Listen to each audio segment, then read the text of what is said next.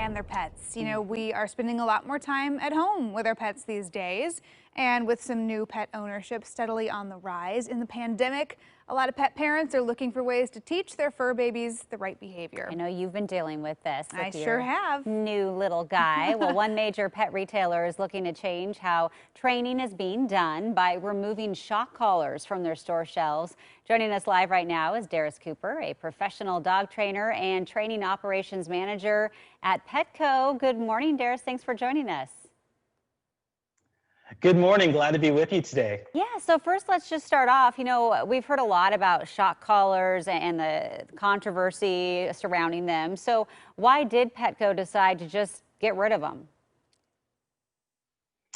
Absolutely. Simply put, it was the right thing to do.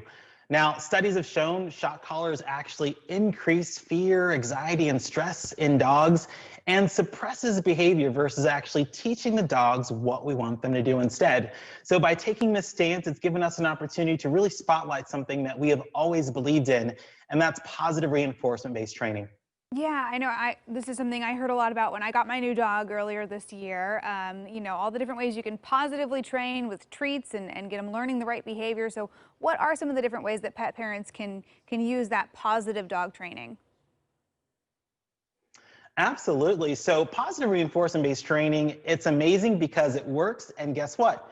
Anyone can do it, whether you're a child or a senior. Understanding exactly what motivates your dog is going to be key. Knowing that each dog is an individual, understanding that they have their likes and they have their individual dislikes.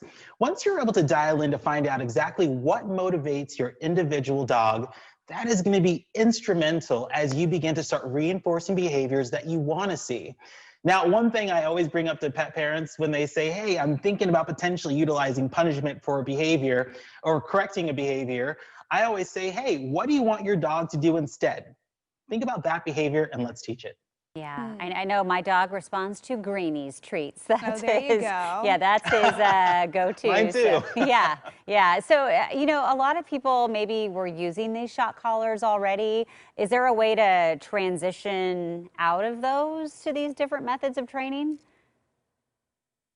Sure. So anytime that you are changing any type of routine with your pet, especially when you're talking about going from shock to positive reinforcement, I'm always going to recommend that all pet parents consult their veterinarian first for the reasons that we want to ensure that they have a clear bill of health. And also too, when you think about the training process, you want to make sure the dog is successful. Health and wellness comes first, the training environment comes second, and that is when you can begin the training process and actually start working on the behaviors that you want to teach. Okay, you mentioned a change in a routine. Well, talk about changing routines. The pandemic has just completely upended a lot of our routines. How is it changing people's relationships with their pets this year?